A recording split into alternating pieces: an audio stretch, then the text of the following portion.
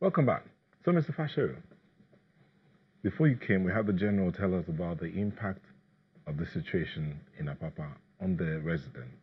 We also had Mr. Boyede talk to us about the economic implications and the impact on the economy. But you are one of those who bring in and take out agricultural produce. What has it been like? Of course, you say negative. So what can be done to solve this matter? My brother, if we're talking about economic diversification in this country away from oil, then we should be looking at how to make business easy for those who will be doing the export. The economy is skewed towards import, all right? We're talking about diversifying the economy so that we don't go through the same problem we went through when oil price plummeted. Now, the guys who are struggling in the non-oil export sector, they are crying. I mean, the last two years now, I mean, the last 1.5 years when this problem has, really got into this height, it's been losses upon losses, people not able to meet up their contract. You cannot guarantee when you start a transaction and when you end it and things like that. It's really bad, and huge amounts of billions of dollars are being lost.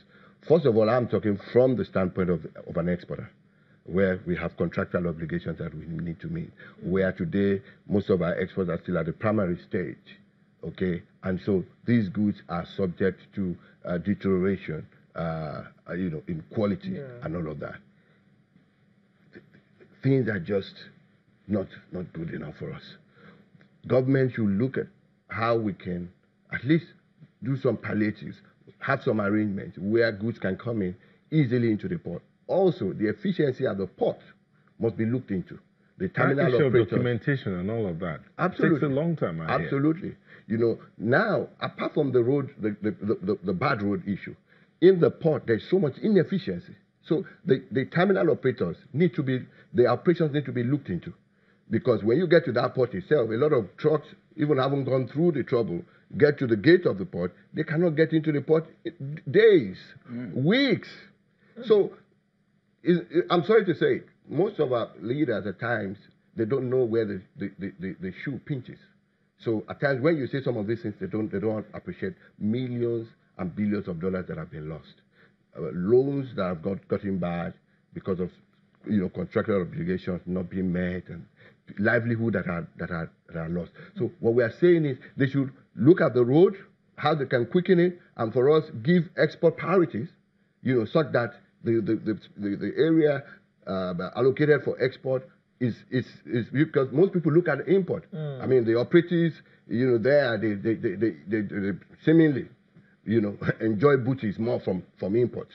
Are you following me? So we should look at that. If we are saying we want to really develop this economy, we want Nigeria to stand, side by side with countries like UAE, Singapore that have come up, we should do the same. So the terminal, the operation in the port itself, it's not good enough. Okay. Apart from the road issue. So you go through the trauma of the road. When you get into the port, another trauma is waiting for you. Absolutely. Have you thought about using the other ports apart from this? Yes, that's what we're saying. Most of our ports, Calabar, we used to export cocoa from Calabar.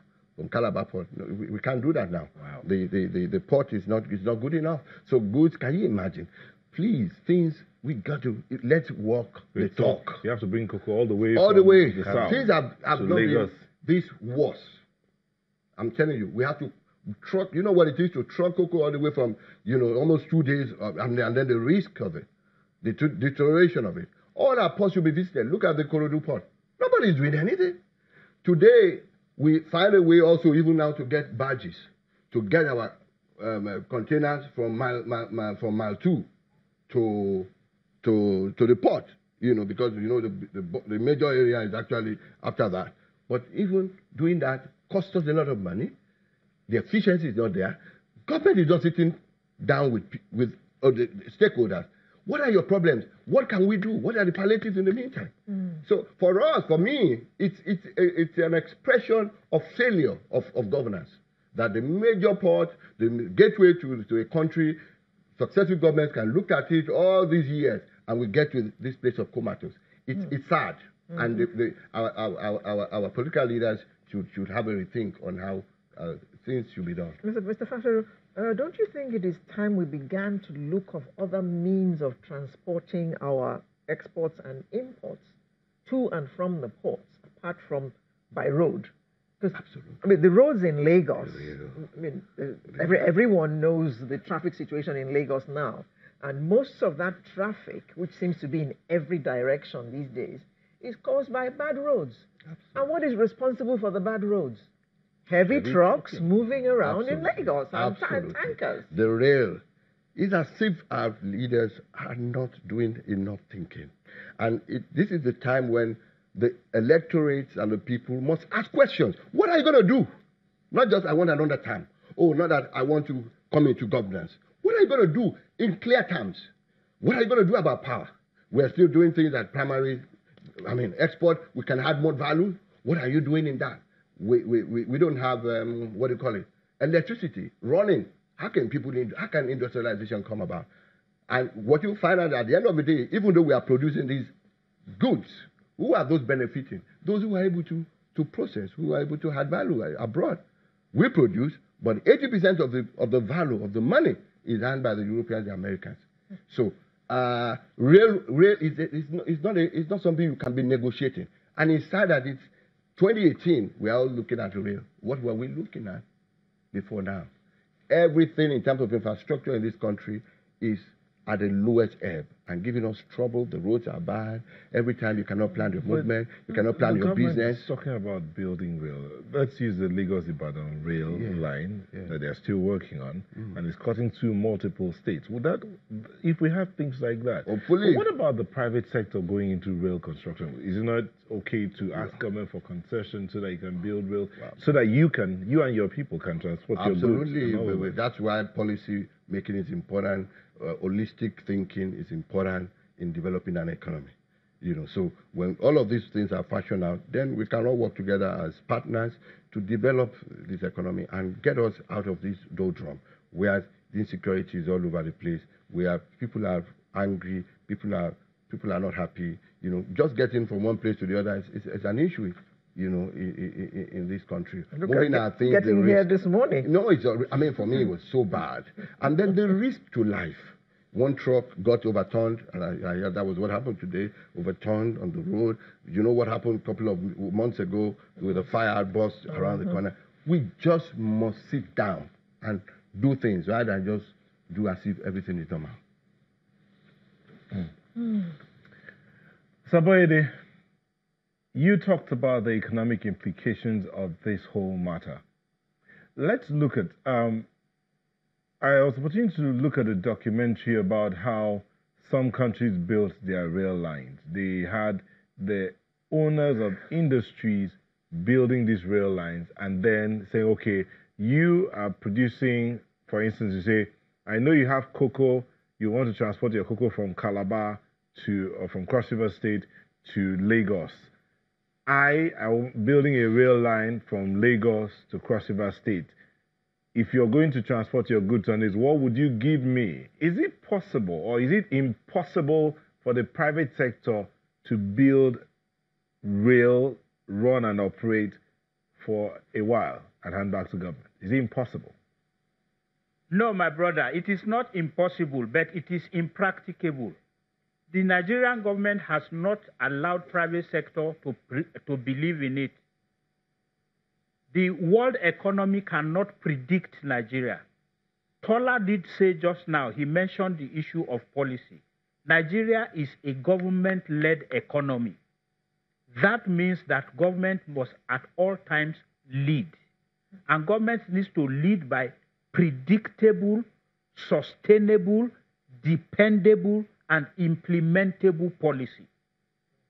So if you ask somebody, let me mention name, Multitrex, cocoa processing and foods, that's just immediately after you finish the long bridge on your way to Ibadan. Look to your left. There is a 65,000 metric ton cocoa processing factory that takes cocoa all the way to chocolate.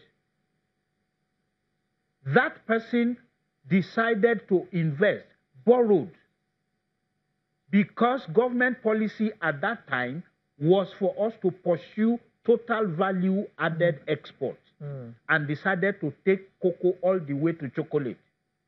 Today, that guy is groaning under almost 300 billion debt to AMCON and struggling for his factory not to be taken away from him and handed over for a song to people who don't know nothing about cocoa. It is because of policy unpredictability. Tola mentioned the need for government to support diversification and exports beyond paying lip service to it. Export expansion grant is the only incentive in Nigeria as of today that is supposed to support and to even provide a hedge, a little comfort for these kinds of indirect problems that Nigerian exporters are facing. And before I forget, Nigerian exporters of agricultural commodities are not only facing problems at home, they are incurring penalty. They are being subjected to international arbitration for breach of contract because they are unable to deliver, not because their goods are not ready, but because the goods cannot find their way onto the ship that is supposed to take them to destination. So back to your question, can't private sector do? Yes, private sector can do. But what happens if the private sector, if the private man decides today that he wants to build his own, let's take a food processing factory in Shangwater, now decides that he wants to build a rail line, a monorail from his factory all the way to Apapa Port. Then what happens to the customs processing center? Does that solve the problem? What happened to Bicotny? Why is Lagos-Ibadan Expressway not functioning the way it's supposed to be? Is it that Bicotny does not have global understanding of what road infrastructure is supposed to be? No. A policy pronouncement is made today. It is amended in 6 months' time. And the person who has gone to Africa Development Bank or to the IFC to go and borrow money is subjected to a truncation of policy. Because policy is not predictable, is not dependable over the medium to longer term. That is the problem we're having. It is not just about environmental pollution. Mr. Boyode, we've run completely out of time. It is not only about that. Mr. Boyode, I'm sorry, we've run completely out of time. You're so passionate about this, talking about this with so much passion. Those who live there cannot get to their homes. Those who have to use the ports cannot get to the ports to export their goods. Those who import cannot get there to bring in the goods that they have imported. So what is going on? We need to hear from government. Apapa gridlock is affecting the economy of this nation in no small way. Thank you very much for coming to share your insights with us. Brigadier General Shola Ayovon, retired, Chairman of AGRA, Apapa Residents Association. Mr. Tola Fasheru, Vice President, Federation of Agricultural Commodity Association of Nigeria, as well as Mr. Femi Boyede, who spoke to us from Abuja, an export expert. Thank you all very much. Sunrise will return in just a moment with another interesting conversation. Do join us.